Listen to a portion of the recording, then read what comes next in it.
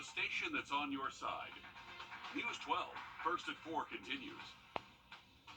Right now, the death toll from the Monstrous tornado that hit 6 states on Friday stands at 88 people. Knew it was going to happen, so my training kicked in. Got everybody covered up.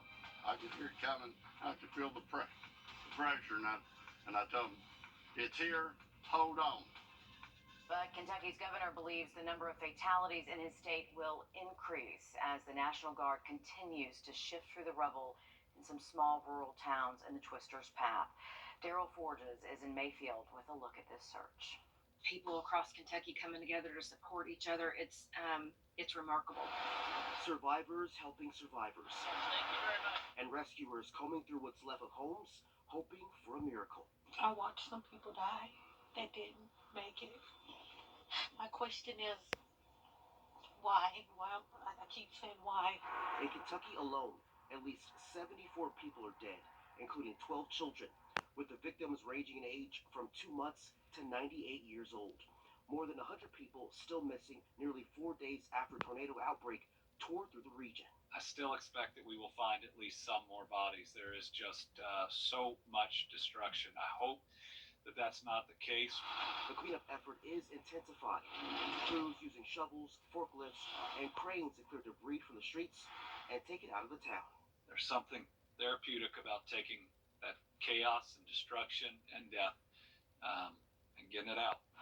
Meanwhile, officials in Mayfield say they're confident that no employees remain in the rubble of the torn-up candle factory, where 8 people died. And as volunteers work to make sure food and shelter reach those who need it the most. What I see in our community is hope, that people are coming together, working together, serving each other. And those left behind to pick up the pieces are realizing just how tough the work will be and how long it is going to take. I'm Daryl Fortis reporting. It'll never be the same. President Biden will be traveling to Kentucky tomorrow to see the damage for himself. Tonight, the Richmond Hack in May, a senior judge ruled that Jesse Stone could remain a judge in the Augusta Judicial Circuit. Today's ruling keeps him there. 5 people, including 2 children, were killed in a house fire outside of Atlanta. DeKalb County Fire says the blaze began early this morning in Decatur. They say 10 people were inside the home when the fire started. 5 were able to escape. By the time crews arrived, the house was almost fully engulfed in flames. A new sign has been put up To welcome all of our military as they enter this post and exit this post and say thank you. Thank you for all of your service. Like we said, the sign is up now, so if you'd like to see it, it is outside of Gate 5 off of Tobacco Road.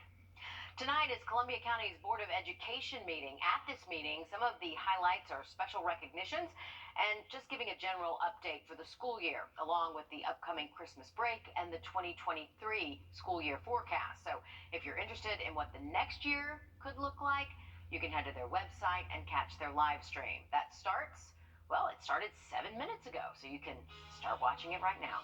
Coming up, we're looking into what an NFL player might have been dealing with after a tragic shooting happened this year. We are going to see clear, so enjoy the drier and warmer weather as we finish off the work week this week, because there is a change in the forecast by next week, looking at temperatures in the mid-50s by next Monday. All right, thanks for that, Mikkel. We are learning more about a former NFL player accused of murdering 6 people in Rock Hill earlier this year. He had an advanced case of CTE, a traumatic brain injury.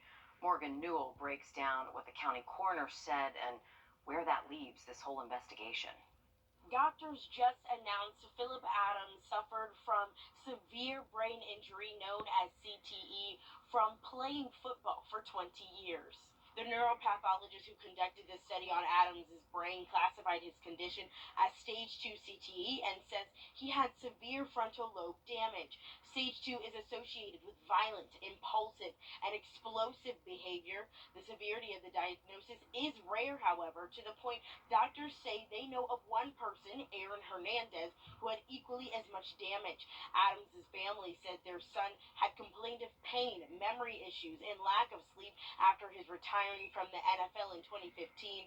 The doctor who spoke at the press conference says these were all signs of CTE. York County Coroner Sabrina Gass read a statement from the Leslie family. These 8 months have been unimaginably difficult. Even in the midst of crushing heartbreak, we are finding some comfort in the CTE results and the explanation they provide for the irrational behaviors pertaining to this tragedy. Gass confirmed Adams was not a patient at Dr. Leslie's facility. The York County Sheriff's Office is still piecing together why they might have been targeted, but they say it could have been a crime of proximity. Reporting in Rock Hill, Morgan Newell. There are different levels of CTE, and it's not as simple as just hitting your head. Stage 1 is most commonly marked by headaches and loss of attention. Stage 2, which is what Phillips had, is marked by depression, mood swings, and short-term memory loss. You don't have to spend a lot of... From the station that's on your side, breaking news.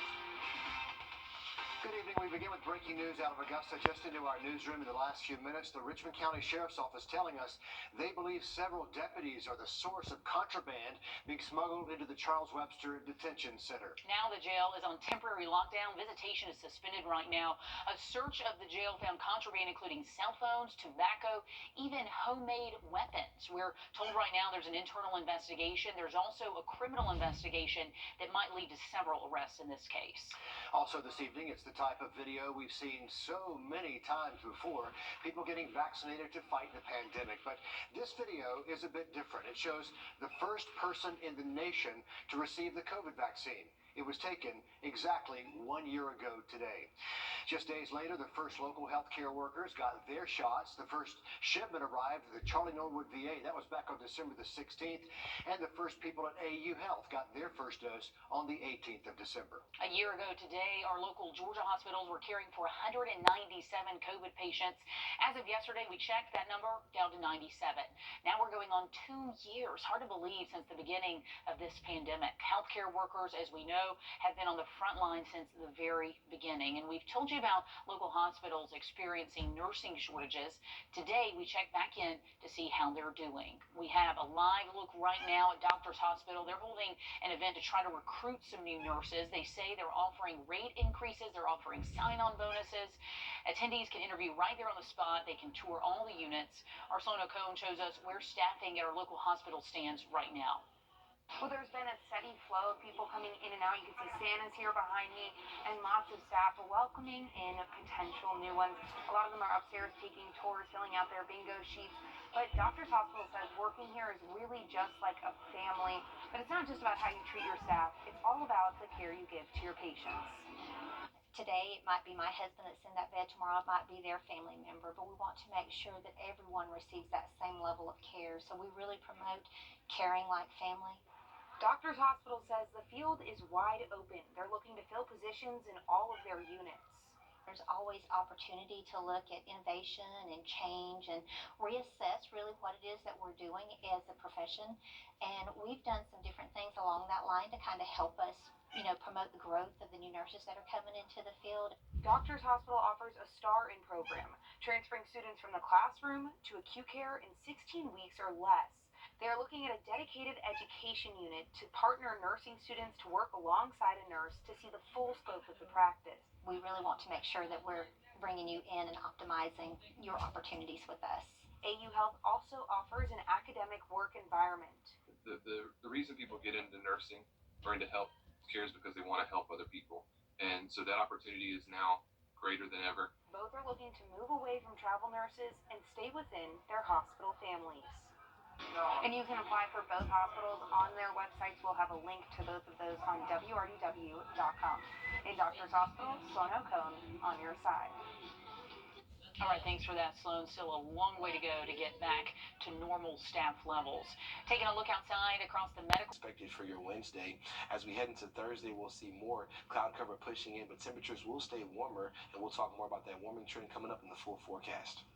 All right, thanks, Mikkel. We have some new details tonight into an investigation by the state into Mayor Hardy Davis's finances. We've just learned there are two separate cases the State Ethics Commission is working through. One of those involving dark money, involving billboards that surfaced back in 2018, telling voters to vote in favor of moving the new James Brown Arena to South Augusta. We've also obtained emails that are on file with the State Ethics Commission, which show Mayor Davis was involved with that project despite denying his involvement multiple times. Kind of tough to see right here, but hardydavis@gmail.com says, let's go with the first template picture.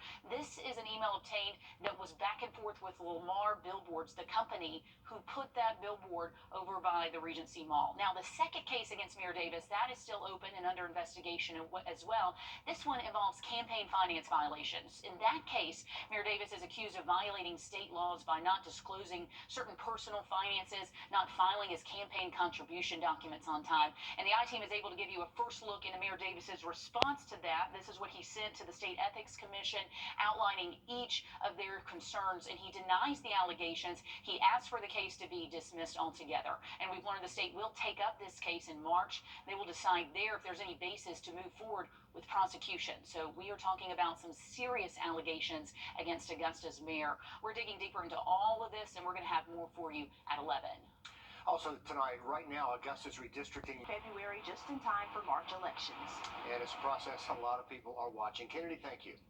This evening, we're learning a student brought a gun to Aiken County High School. A random search this afternoon revealed the student had a handgun in their backpack. This comes after a series of school threats across the river region and rumors of potential violence at Aiken High School that led to an investigation earlier this month. People with type 1 diabetes take insulin shots every day, and it's not cheap, with injections costing hundreds of dollars a month. But it's not like those people have a choice either. Our Wrdw shows us how lawmakers are trying to help ease that burden. It's a way of life for thousands of individuals in the CSRA. It's very isolating. Using needles, pens, or pumps as a part of their everyday routine. It's not fun. And neither is paying for insulin, not by choice, but because you need it to survive. It was just something that happened to me when I was a very young child. And I've learned to adapt, but I will never, ever not be able to have this medicine. Laura was diagnosed with type 1 diabetes when she was 4. She pays over $100 a month for her insulin. She considers herself lucky because that used to be $800 a month. The stress, the financial stress of that took a toll. Lawmakers in both Georgia and South Carolina are working to lower that price. In South Carolina, a bill is in the works to cap insulin prices at $100.